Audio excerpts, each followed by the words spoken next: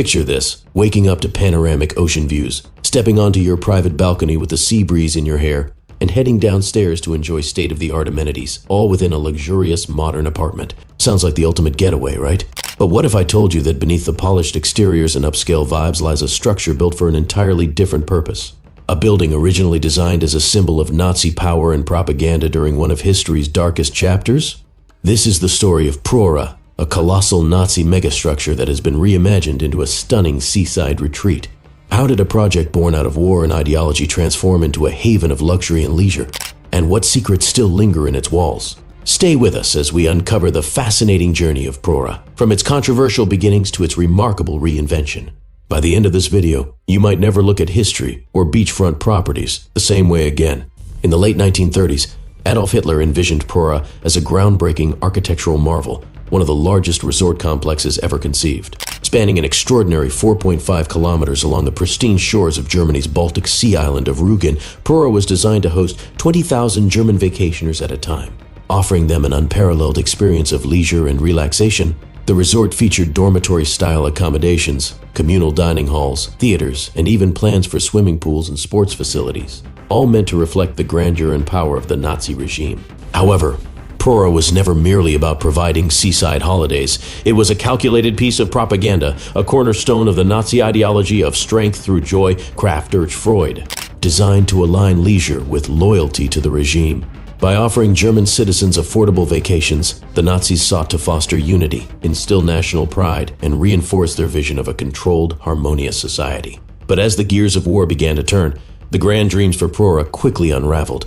Construction halted when World War II erupted, diverting resources and manpower to the war effort. What was meant to be a utopian retreat became a colossal, unfinished relic, a haunting reminder of a regime whose ambitions extended even into the realm of leisure. For decades, Prora remained a silent witness to history, its empty corridors and decaying walls a stark contrast to the vibrant vision once imagined for it. After the war, Prora's imposing structure loomed over the Baltic coastline, an unsettling relic of the Nazi era. Its vast, empty corridors and monolithic design became a grim monument to a time of conflict and ideology. During the Cold War, the East German military repurposed the complex, using it as a training facility and barracks. Soldiers marched through spaces originally intended for vacationers, and the resort's utopian vision faded further into history. When Germany reunified in 1990, Prora was abandoned, its immense size and stark, utilitarian architecture a challenge to repurpose. Over time, the once ambitious structure fell into decay, with its concrete walls weathered by decades of wind, salt, and neglect. By the early 2000s, however, Prora's potential as a real estate opportunity began to attract attention. Developers saw not just a historical relic, but a prime piece of real estate, an expansive waterfront property with breathtaking views of the Baltic Sea. The structure's sheer scale and robust construction, once a symbol of Nazi ambition, became its most valuable asset. Slowly, Prora's transformation began. Each block was meticulously overhauled, with modern architectural designs breathing new life into the long-abandoned halls. What was once an austere military complex became home to sleek apartments with floor-to-ceiling windows, boutique hotels with cutting-edge amenities, and even art galleries showcasing modern creativity against the backdrop of history. Prora's rebirth as a luxury destination was as striking as it was controversial, blending the ghosts of its past with a vision of contemporary elegance and renewal.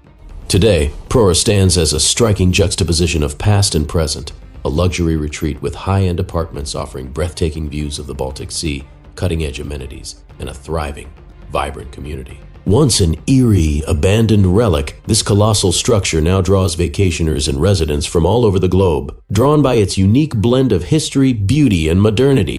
Imagine waking up in a place where every corner whispers stories of its haunting origins, yet every detail around you speaks of renewal and progress. One resident puts it perfectly: "It's fascinating to live in a place with such a complex history. We've turned something controversial into a symbol of progress and renewal." Yet, the story of Prora isn't without debate. Its transformation into a luxury destination has sparked controversy, with critics questioning whether repurposing a Nazi-era megastructure for profit risks whitewashing its dark past. Others argue it represents something profound, a way to reclaim and redefine history, turning a site once associated with oppression into a symbol of hope, resilience, and modern creativity. What do you think? Is Prora's redevelopment an inspiring example of renewal, or does it blur the line between progress and erasure? Prora is not the only example of a historical site being repurposed for modern use. All over the world, we're seeing a growing trend of adaptive reuse, where buildings with complex or controversial histories are given new life. For instance, in the United States, the former Eastern State Penitentiary in Philadelphia, once known for its harsh solitary confinement, has been transformed into a popular museum and tourist destination. Visitors can now explore its haunting cells while learning about the evolution of the prison system and the broader themes of justice and incarceration. Similarly, in Europe, military bunkers from World War II have been reimagined as interactive museums and cultural centers. One such example is the Bunker 42 in Moscow, a Cold War-era nuclear bunker turned into a museum that offers immersive experiences about the history of the Soviet Union's nuclear defense strategies. These types of transformations allow visitors to directly engage with history in a way that's both educational and interactive, turning dark chapters into spaces of reflection and learning. In the UK, the Battersea Power Station in London, an iconic coal-fired power plant that powered the city in the TH century, is now being developed into a vibrant mixed-use development that will include offices, shops, apartments, and cultural spaces. The adaptive reuse of these massive industrial sites reflects a broader shift toward creating spaces that honor their history while meeting the demands of a modern economy. These transformations show that history can find new relevance in the present by adapting to contemporary needs and values. They also raise questions about how we balance the past with the future and whether we are, in some cases, sanitizing or oversimplifying the stories behind these places. In repurposing such buildings, there's always the challenge of ensuring that their past significance isn't lost in the process. The question remains, how can we preserve the lessons of history while giving these spaces new meaning for future generations?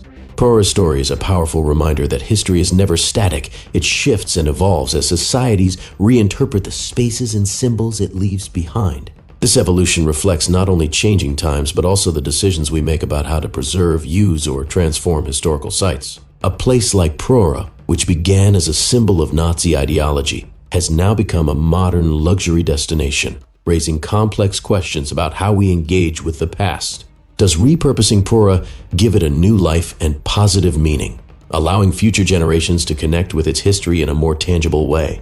Or does turning it into a resort risk, diminishing the gravity of its origins, softening the lessons that such sites can teach us about power, propaganda, and human impact? Prora isn't alone in this debate. Similar questions have been raised about other controversial sites around the world.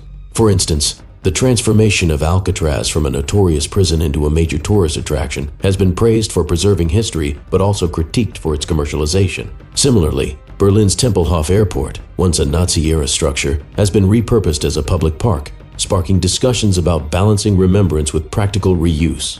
In Prora's case, its sheer size and striking presence on Rügen Island mean its story is hard to ignore.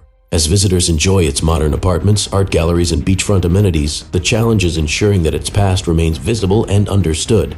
The question isn't just about the structure itself, but about how we, as a society, choose to engage with the complex legacies of history. How do we strike a balance between honoring the past, adapting to the present, and shaping a thoughtful future? We'd love to hear your perspective. Is this transformation a thoughtful way to move forward, or does it leave too much of history behind? Share your thoughts in the comments, and don't forget to like and subscribe for more stories about how history shapes the world we live in today.